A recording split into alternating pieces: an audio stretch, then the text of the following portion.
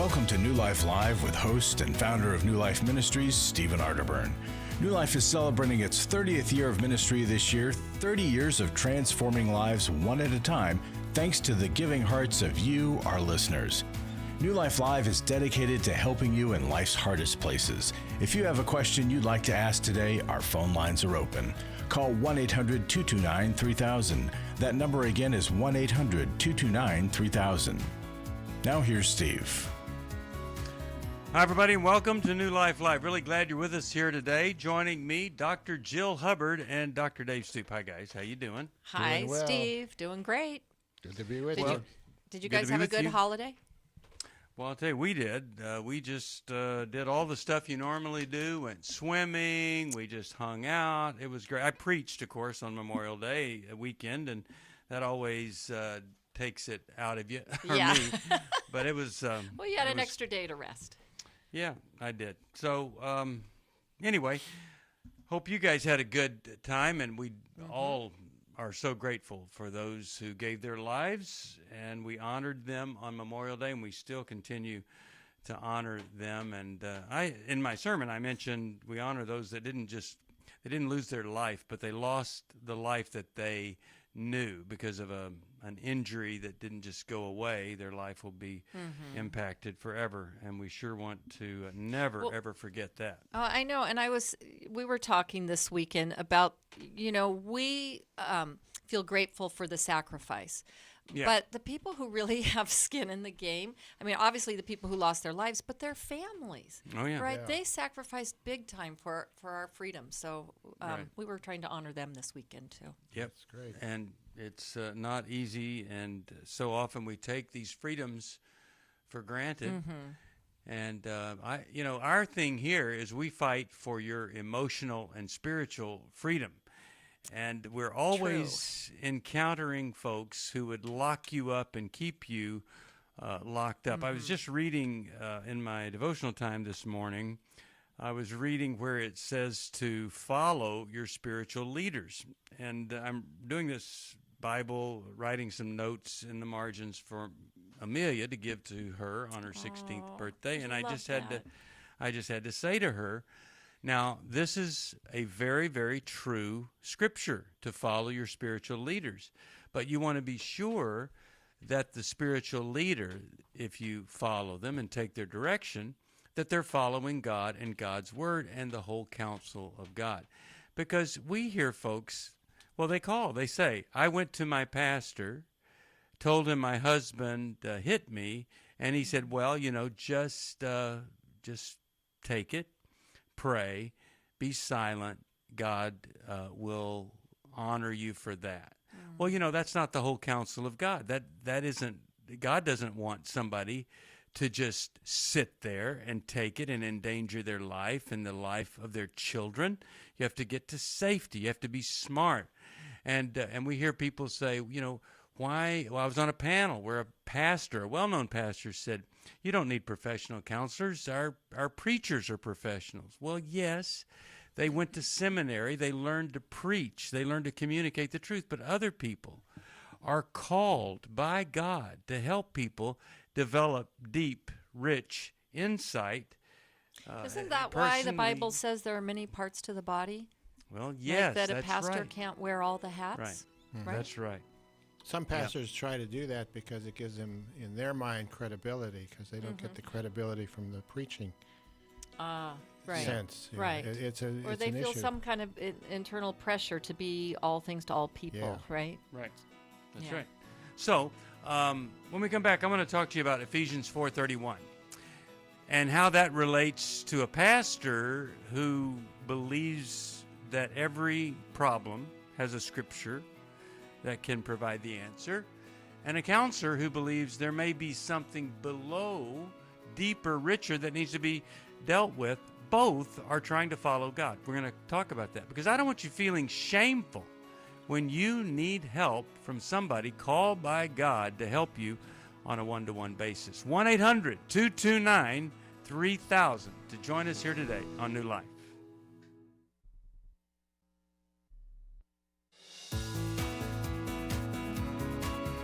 To find out more information about New Life or to order any of the resources mentioned on today's program, call 1-800-NEW-LIFE. Now back to New Life Live. We're back. Steve Arterburn here, 1-800-229-3000 to join us on the program. You know, when the Bible says, as it does in Ephesians 4:31, and we need to be sure that we follow Ephesians 4:31, let all bitterness and wrath and anger and clamor and slander be put away from you, along with all malice. It says, get rid of all bitterness. Okay, well, you can say that to somebody. There's a biblical principle. But sometimes the bitterness is so rooted in years and years of abuse and mistreatment and confusion. You need somebody to help you walk through it. And that's what a therapist, a counselor, a Christian counselor can help you do. Okay, get rid of all bitterness. Are you bitter? Do you continue to have this story in your head about your spouse? And every interaction, you're throwing up the story because you're bitter, you're angry, you're resentful. Okay, so you memorize that scripture, that's great. But when the bitterness and the anger is still there, that's when you say, I need to get some help.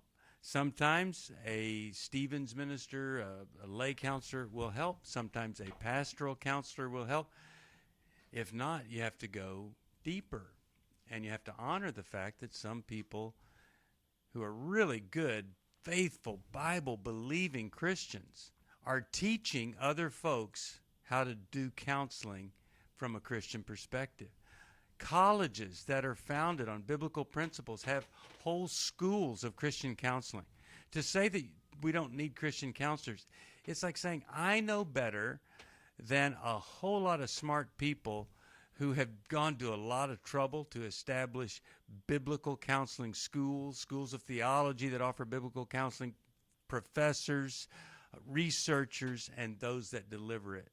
I'm telling you, don't be so arrogant that you totally negate or minimize the importance of Christian counseling. If you need it, you need to get it, and we'll help you. And all you have to do is call us at 1-800-NEW-LIFE. All right, let's go to the calls, and let's see if we can help somebody right here. Let's talk with Diane from Los Angeles, California, listens on the great station of KKLA. Hi, how you doing? Okay, thank you for taking my call. Sure. Last Wednesday, you had a lady on, Becky Johnson. Yes, that's right. And she was talking about PTSD. Right. And then Sherry talked about the devastating trauma, possible complex post-traumatic stress, and that these are deep wounds that need healing. Yes, and that's you right. have to think about it and feel it over and over again, obviously in a safe setting. And she talked about crying, and that really hit me because that's the one thing I can't do. Mm-hmm. I think I fit the description, but I have a lot of anger, but I don't cry, and I don't Okay. get it out. Okay. And they tell me I need to do that. All right. Well, Dave, Jill, do you guys have any insight as to the inability at any particular point in life to cry? I would guess, Diane, that you started early in life not crying because it wasn't safe. And you had a lot to cry about and cry over, but you held it in and held on to the anger. And anger and sadness are opposite movements in a sense. And you tend to do one more comfortably than the other. Mm-hmm. But you got to do both in order to grieve and put things in the past. So somehow you got to get with somebody that makes it safe, because I'm sure at this point you feel like if I start to cry, I won't be able to stop, because there's so much that has overwhelmed me over the years that Right. I'm just overwhelmed by it. Right, and yet I've never met a person that couldn't stop crying. eventually, Yeah. right? They may go through a there's that season of being very tearful There's and that fear that I won't be able to stop. right, that it's because just so going to deep. engulf you. Your tears and your sadness will so engulf you that you won't be able to recover from it. And so that's really scary. And Dave, I think, what you were saying too, I know people that they cry and they can't get angry, right? Yeah. Oh, that's the more. So that's often we find that more with women. females, Yeah. right? And men, we typically they can get angry, but they can't cry. But still, those are just generalizations. And So, what's the key to starting to cry? I mean, is Well, it just I finding a think- safe person, or is there anything else a person can I do? think, well, that is part of it. And realizing that, okay, that's a vulnerability. And so you're afraid of being really vulnerable, like Dave said, because it hasn't been safe. So that is where it's really important to get into a safe environment where you can be with somebody over time consistently, a therapist, a support group, and you can start to explore some of those issues. Explore the sadness. The sadness, yeah. as I mean, opposed to the anger's anger. empowering, right? So we like that. And when you're in survival mode as a kid, going through trauma, identifying with the power feels better than the helplessness. But So don't try to do it alone, Diane, because that's too scary. yeah, and, Okay, and so crying, Diane, and crying let me just- alone. Can I just say something about crying Yeah. alone? Crying alone, while it's cathartic to a point, that is not the most healing. It's being able to cry with somebody who is safe Yeah. and containing. That's where the healing comes in. Now, Diane, let me ask you: when you were, or in the past, has it been unsafe for you Yeah, to cry? And are you afraid, as much as you can tell, that you may not stop crying? Any of this ring true to you at all? I don't remember crying as a kid or growing up. Okay. No. I mean, obviously, if I was injured, yeah. Yeah. But with the abuse, I don't remember crying. No, I didn't. It made you vulnerable And I- to cry, and the anger made you feel at least Right. someday you'd have power over it. Well, and two, I'd be thinking about what were the messages that were given to me about crying, because in some families, a lot of negative messages are given about being vulnerable, right? Like it's weakness. Yeah. It's Yeah. So you were Right. abused by your parents, or one of them? Is that what you're saying? One, yeah. One. Yeah. And what was that all about? Was it sexual, physical? Yeah, Can- sexual. oh. And then, so, and you never cried in the sadness and the anger and the disgust over it. It wasn't safe, No. right? I would Well, that's suggest survival too. I would Mhm. suggest, Yeah. Diane, Just that shutting you down. you make a list, even write out a list of all the things that you lost over the years because of what happened to you. Because sadness has to do with loss, and so does anger. Anger is a protest about the loss, but the sadness is a resignation that it was really happened, that it was real, and so make a list and identify the losses that you've experienced growing up. Right. And One then loss able would to be the share them. boundaries, the personal boundaries. Yeah, that- the body boundaries. yeah. Yeah, absolutely. Diane, are you able to cry for other people? Like, do you feel moved to compassion or tears over other people's hurts and wounds? Uh-huh. You do. Yeah. And you probably cry in movies, Sometimes. sad ones. Sometimes. Yeah. And I, there are times I cry. But you don't And cry. I have cried with my therapist on rare occasions. Okay. Okay. Well, and perhaps she's done this with you, but thinking about that little girl that you were, almost picturing her as someone else, and being able to think about her hurts and what she went through, like as if you were watching a movie, to sometimes start there, to be able to have compassion for what a little girl went through. Yeah. Well, let me send you the book that we were talking about, the program that you heard. I'll send that to you. It's from the Arterburn Wellness series, and it's on understanding and loving a person with post-traumatic stress disorder, it's not something that just soldiers go through, although so common, and that's really how it emerged. But so often we have been traumatized, and if you are struggling with pain and bitterness, resentment, hurt, and maybe you don't even associate it with one of the parents because you're confused about your parents, because maybe a parent was distant, another one loved you, and then they were violent with you. And so now you've got a problem with everybody of that gender, and you don't really see it as something that was back then, that happened way back then. Well, you can get help for that. Sometimes we need a specialist that will help us, but we have to let the specialist help us too.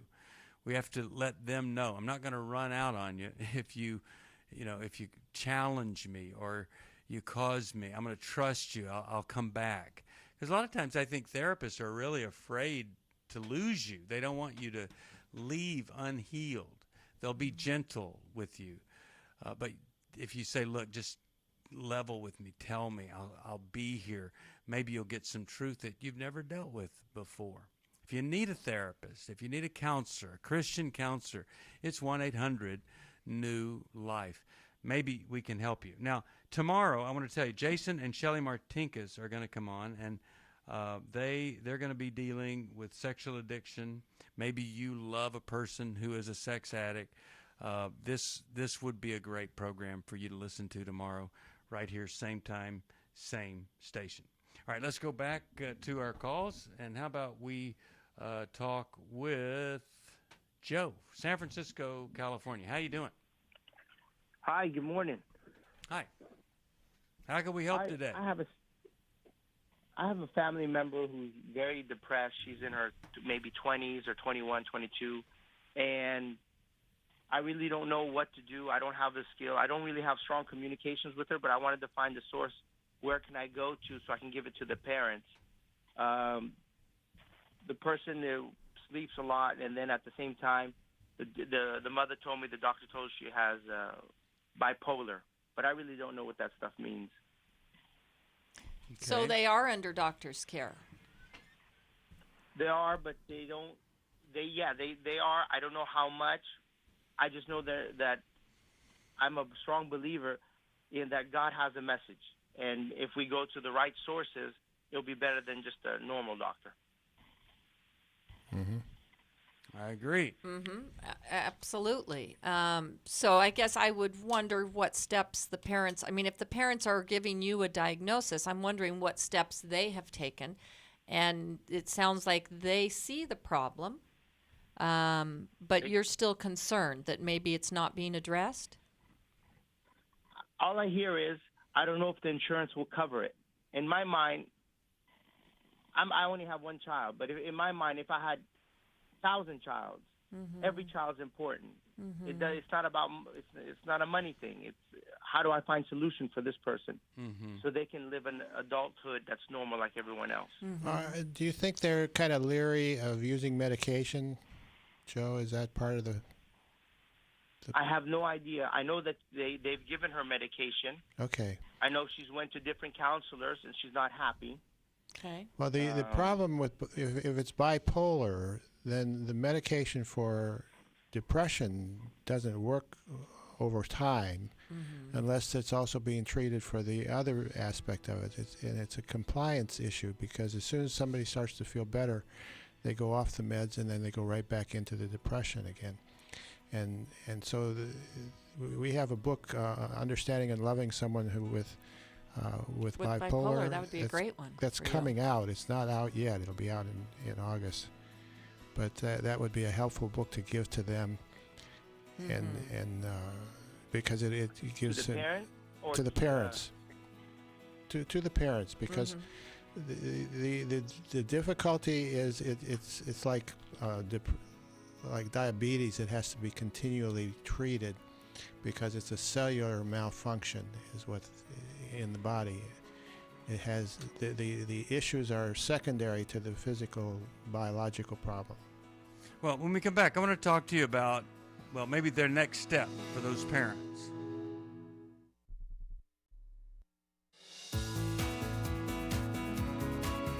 We'd love to hear from you. If you have a question or a comment, call toll-free 1-800-229-3000. Now back to New Life Live.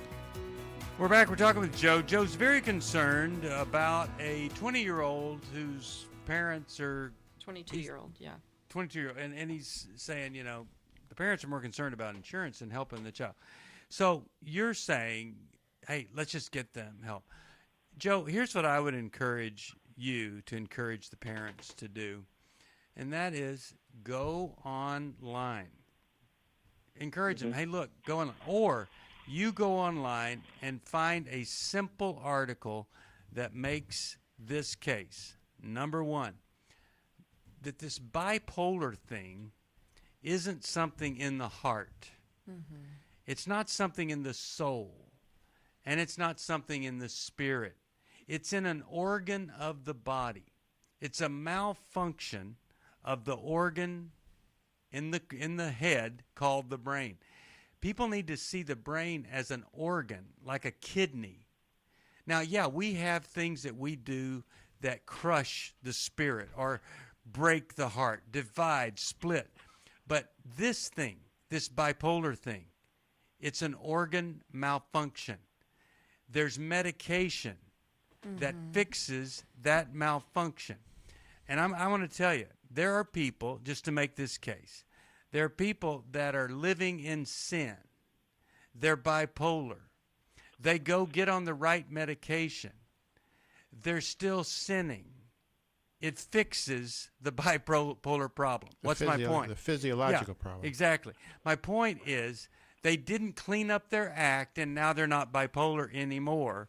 They are still living in sin, but the bipolar thing goes away. Okay, so now maybe with that brain functioning correctly, they just might be able to make a better decision about the life they're living, and they could decide not to sin. We know of cases where people are normal kind of people, but the brain malfunctions. They find the right medication, and everything starts to change. Yeah, and Steve, I was just saying at the break that I know somebody that has been trying every medication under the sun, only to have worse side effects and to have an extreme case of bipolar, suicidal, manic, just a real difficult situation.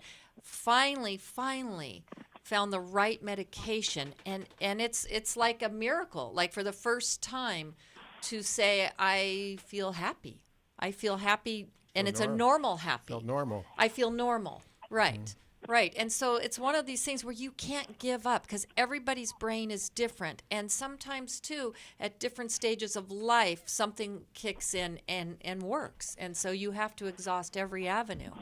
And so I'm glad that you are supportive of her and concerned. And once you get that right medication, it doesn't mean that everything is fixed. It just means you found a way to... something that works, because it'll probably be a lifetime of medication because of the way the body functions. And it's not there are consequences to it mentally and relationally and behaviorally, but its root is a malfunction within the body. Well, and think about the person suffering with this, people who suffer with this. There's so much interference in a person's life with the conflicting emotions and the extremes. And you get the extreme high and they do things that are really... I've known people who will commit a minor crime so they can be arrested, so they can get into the prison hospital to get back on medication and get it, because they went off of it, and then they act it out again. And it's a vicious cycle if they don't comply with the medication. Well, I'm really glad that these folks have you in their life, and I really do believe that everybody has a responsibility to do what they can to help somebody that's struggling. I also believe if there's a child and they're under your care and they have something like they're schizophrenic or bipolar and you're not going to get them the right kind of medication, that is abuse. You need to do what you can, no matter what you think. You need to do what you can to get them the help that's available for them. So, man, I'll send you Take Your Life Back. I hope that could help. But I'm really glad that they And look for that have book you. in August. Yeah, and that's right. I'm glad they have you, and I hope you'll stick with them. Let's go to Leesburg, Virginia. Jan, she listens on Sirius XM. Hi, Jan. Welcome to New Life. Hi, how are you? Great. How's it going? I'm glad I got through. Good. Highlight What's of the happened? day. I am currently separated from my husband of almost 43 years. Okay. He has been emotionally and verbally abusive our entire marriage, to not only me but to the kids as well. I knew about his pornography addiction before we got married, but I naively thought, well, once we're married and he has access to sex anytime he wants, that would resolve itself. And, of course, we all know that's not true. Yeah, right. He has had inappropriate relationships with women over the years, not full adulterous, but inappropriate physical contact. He's had a lot of emotional affairs. And I finally got tired of it. How would you know that, by the way? How Yeah. would you know that it wasn't totally physical? You would believe him? Well, You get what I'm so saying? that's it. See, that's Yeah. it. Mhm. Yeah. Supposedly somebody came banging on the church doors. They were actually at church at the time. And, that supposedly stopped it. So, yeah, it's his word. And that's part of the problem. I know he's lied about many, many things through the years, and I'm still kind of at the point where I never know when he's telling the truth because I can't always prove it. Mhm. The only things I could prove were, walking in on the room and there it is on the computer monitor, Yeah. that type of Right, thing. right. Okay, so we got to go to a break. You hold on. We'll get to your question right after this. 1-800-229-3000.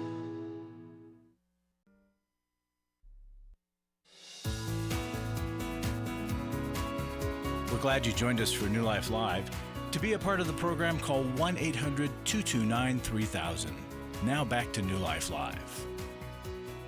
Yeah, we're back. 1-800-229-3000. We're talking with Jan. Now, Jan, we were curious at the break. What is the thing about banging on the church door that stopped something? What was that about?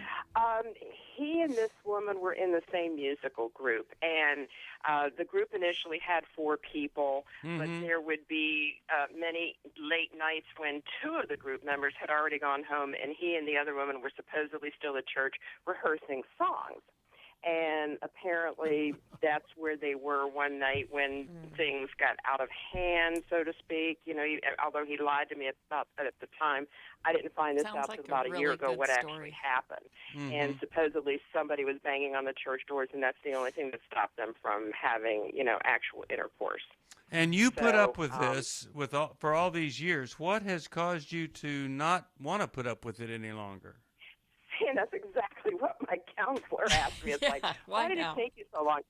I think and this is something I've been dealing with, is like, why have I been a fool for so long? He would always, anytime we'd have an issue with it, he would always say the right things, make all these promises, and he'd be okay for a while. But then, something else would happen that I'd find out. I think what finally made me actually walk out the door was I was at a counseling session to try to, fix myself, because he's had me believing all these years that everything that happens is my fault. So I was trying to fix me in the marriage. And when I got home later that week, I wanted to look and see what was on his computer history. And I found out he had covenant eyes listed. And I found out, I went into report, and he's, half an hour after I went out the door, he was on porn sites for 45 minutes, and then he lied about it later that week, and I don't know, something about it at that time just said, that's it, I'm done, I'm gone. So where I am right now is, I think my leaving, I don't think he thought I was ever going to leave. I think my leaving shook him up. He is in counseling now.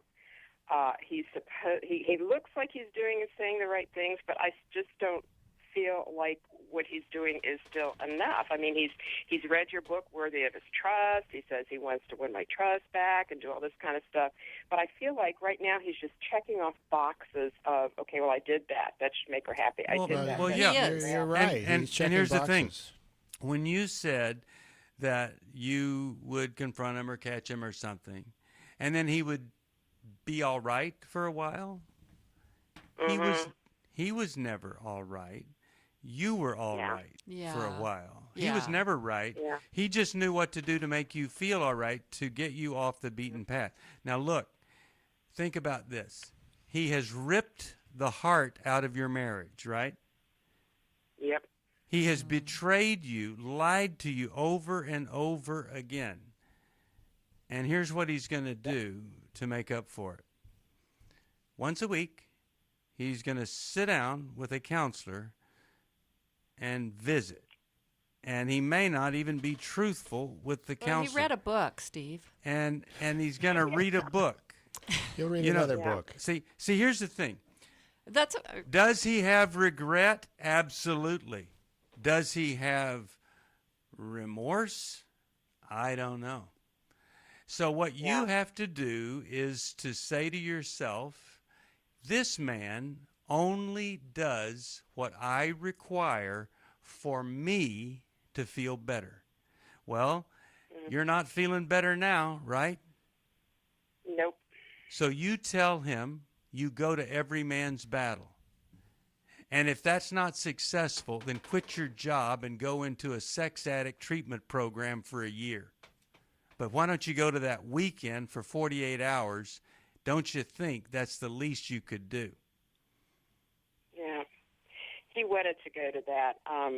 Part of the problem is he's got some disabilities now. He's not able to drive. So he has all these excuses of, well, how would I get there? I can't afford it. Well, you know what? he You can't know what? afford not to. Those are excuses. Yeah, those are excuses. He's afraid. With his disability, he has figured out how to have sex with another woman Yeah, until how does he get somebody anywhere? bang on the church door. So I'm just telling that was- you must stop listening to his excuses and demand, figure it out. That would be my answer to him. He says, I can't afford it. Figure it out. Call the people. See if there's scholarship available. I can't drive there. Figure it out. One of your problems is you don't have men close to you. Go get close to a man who'll drive you and take you there. Figure it out. That should be your direction to him. Those are all Be- tests. Because on the other side of what we're talking about here, being tough on him, there's a man who has a calling from God to be a godly man, to be a husband to you of honor and worth and purity. But we got to get him there, and we're not going to get him there, him reading a book and going to see a counselor once a week. I mean, that's a good start, but it's barely a start, right? It's better Not than enough. not doing that, but it's not enough for all of this. And the thing is because he really has a problem. He's made you believe all these years you were the problem.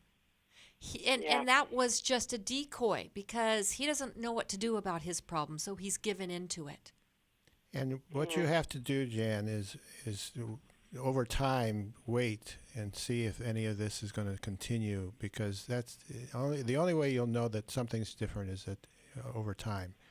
And I don't know if you have the time to do that or want to take the time to do that, because you certainly have justifiable and biblical grounds to call an end to it. Right. And that's been my other thing that's just tossing me back and forth. You know, I mean, I never would have thought a couple of years ago, I never would have thought I would have walked out the door and, you know, moved 3 states away in with my daughter and her family, you know. But I think part of this whole thing is my just feeling like, and maybe it's because of my background, I feel like I'm the guilty one if I say it's over. You know, I think Well, there wait will a be second. people Wait a second. That's what Satan wants you to think. True, He has been true. unfaithful. He's already to said you. it's over. He's been unfaithful. Never started. He terminated the covenant marriage that you have. Your response to that, what did Jesus say? Don't divorce. Well, hey, unless somebody's been unfaithful to you. Yeah. That was from Jesus. Yeah. I mean, that's pretty high authority, if you ask me. Yeah. Yeah. So Satan is the one that's saying, I want you to feel so bad about this that you stay in this marriage, so he'll continue to do evil things, and I will be, as Satan, honored, versus you have to do the tough thing. There's a proverb. It says, when you wink at wrong, you cause trouble, but an open rebuke brings lasting peace, and that's what God wants here. Now, I'm going to send you a copy, Sherry Keffer's book, Intimate Betrayal. I think that's going to help you. I hope it will. We want to encourage you. If you could get to our Restore workshop, I think that would give you some new insight. But Jan, I'm really glad that you called because it's not enough what he's doing. Steve, can I just say, Jan, we're not telling you to go divorce, right? No. We want you to take as much time as needed because you emotionally need to get to a place where either he's going to do the work and change, and then, you know, maybe there's some hope for you guys, or you're going to see realistically that he just continues to flounder and that you have some options. But emotionally, you need the support to get to that place to make the best decision. So we're just sharing all the options with you.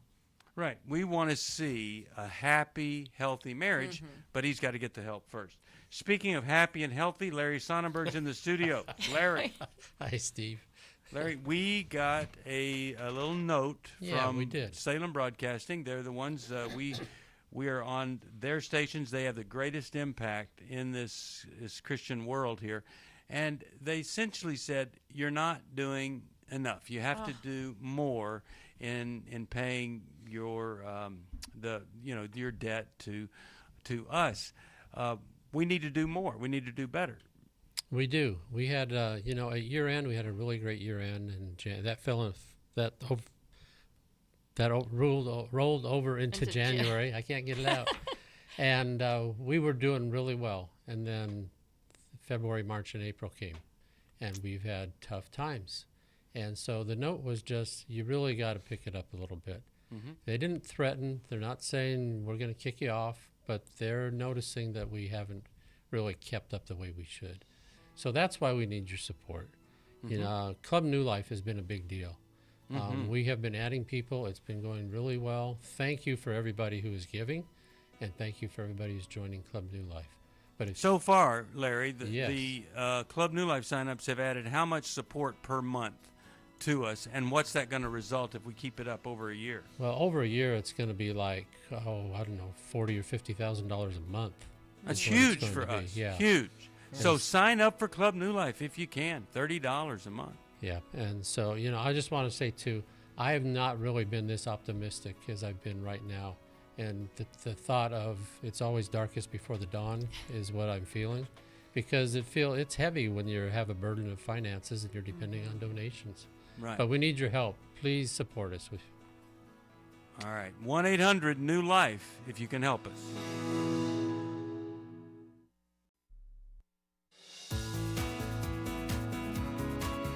To find out more information about New Life or to order any of the resources mentioned on today's program, call 1-800-NEW-LIFE. Now back to New Life Live. We're back. Steve Arterburn here, 1-800-229-3000. In the studio, 2 more hours. We'll go to another call. But first, Larry, you had one other thing you wanted to add before you go. I wanted to remind folks about the video library that we're doing for Club New Life. It is fabulous. These videos, just think of a subject, and if it's not already up there, it's going to be up there. We're gonna bring some titles and names of videos in future programs to just really encourage you. But I've just got to tell you, we've had every radio host do something. We've had some of our network counselors. We've had some large, 7-8 part series. Dave did one on the 12 steps. It's not 14 part. Yeah, that should be going up pretty soon if it's not up. But I mean, these videos are amazing. That's a reason alone. We want to thank our loyal listeners and loyal supporters is why we have it only for Club New Life. We will have a video or two up on our general website for you to look at to give you a tease so you can see it if it's not there already. They're powerful. We'll do that because you will want to join Club New Life just for that video library. Yeah. Great benefit and something that, you're the only ones that got access, but you can share them with other people if, they're going through something, you want to help them with it. So it's a wonderful resource only for Club New Life. 1-800-NEW-LIFE, minimum amount, $30 a month. It really makes a difference. All right, we're going to go to our final caller right here, and let's talk to Terry from Louisville, Kentucky, WFIA. Hey, Terry, how are you? Hey guys, how you doing? Good. Thanks for Can you holding hear on. me okay? Yeah, sure can. Well, How a can few we things. help? First, I just wanted to say first that God bless you guys. I've been listening to the program, basically to the station that I listen to, and this program and all the content that you guys go through, and it has really been a blessing to listen to. Thank you. Secondly, I was calling about the program that you guys had on last Wednesday, about PTSD. Yeah. And shortly before I got in my work vehicle, I was thinking about my cousin. My cousin suffers from PTSD. He's retired now, and but he suffers from PTSD. And when I got in the vehicle and I heard that was going to be the topic of the show, I was like, oh wow, this was meant for me to listen to this particular program today. And so I wanted to get some information regarding possibly trying to get him a dog, a therapy dog. Mm-hmm. And as I listened to the program, I realized, wait a minute, I might be having some issues with PTSD myself. Really? And so, what would the source of yours be? Well, I was in the military Okay. as well. Okay. And I got out of the military shortly after filing formal sexual harassment charges against my CO. And for a number of months, she had been harassing me and Oh my goodness. harassing me, and I was having issues with my wife at the time. My wife was, she was infidelity was bad on her part in our relationship, and just dealing with that, and then having to deal with my CO, and I was a young man. I was trying to be a faithful, husband, and father to my children, and but I just couldn't get her to leave me alone. So I filed formal sexual harassment charges against her. Well, after doing so, within 2 weeks, I was booted out of the military. Oh my goodness. Oh, And wow. so that has, and not only that was, I tried to get back in, and I found out that she had gave me a certain kind of code that she had put in my file that wouldn't allow me to re-enlist in any branch of service, nor the reserves or the National Guard. And so she completely and utterly destroyed my military career. Wow. Basically, because I wouldn't sleep with her. And just, from there, I was divorced within a year from my wife. I lost my kids. And then I did meet another young lady, and we got married, and come to find out her and my ex-wife carried on, many, many conversations. And I couldn't understand that as well. As, I would tell her, why are you listening to anything that this woman says, knowing the history, Okay. that we have in her So we're- conduct, so on and so forth. All right. So I'm almost out of time. So yeah, I mean, I could certainly see how you'd be struggling. All of that is horrifically So much betrayal. traumatic. Yeah. And so we can try to do a couple things. We can try to get a counselor for you. We could try to see if you could get into Take Your Life Back. I'll send you Take Your Life Back. That could help. But, sometimes it really does take working with a counselor who specializes with this kind of trauma. But here's the real key. Do you have some men that you're meeting with on a regular basis? Oh yeah, yeah. After my second failed marriage, I gave my life to the Lord. I realized that it can't just, there had to be something about me or something that was going on in my life, and so I made a commitment to give my life to the Lord. And my first wife used to say that I was too nice to her, and which I couldn't understand that. But after my second wife, I gave my life to the Lord, and I connected with a bunch of brothers from the church, and we really have a good time. I believe that I've healed because, like I said, I when I gave my life over to the Lord, I got clarity of a lot of things in my life, under the teaching of my pastor and what have you. And several years ago, I got what I call Revelations of 7. And I used to hear my grandmother used to tell me all the time that, well, God's gonna bless you for this, that, and the other, and they'll get theirs, and yada, yada, yada, and so on and so forth. And he's got his hands on you. All the religious stuff that you hear all the time. Right. Mm-hmm. And I consider myself a spiritual individual, not a religious, individual, a spiritual individual. And but God gave me Revelation 7, and it took me all the way back to when I was 7 years old, and I could pinpoint everything that went on in my life negatively, how it affected me negatively from 7 years old all the way up to my current age. Now I'm 50 now. I'll be 51 in a few days. And but that was a blessing to me. And, Sure. it's really helped me to I was going to say self-heal, but I know I couldn't have done it on my own. Yeah. And so I can give God all the credit and Amen. all the thanks for the glory. And he's put a godly woman in my life now. She's an older woman, which is great for me. Okay. And, well, look, I am out of time. I'm really glad that you called. I'm going to send you Every Man's Bible. It's a great, great Bible. It's going to be a great resource for you, and it'll help you continue in the healing. We'll see what other resources we can get for you. And, you had this amazing spiritual experience. Many people experience a spiritual deliverance from whatever they've been through.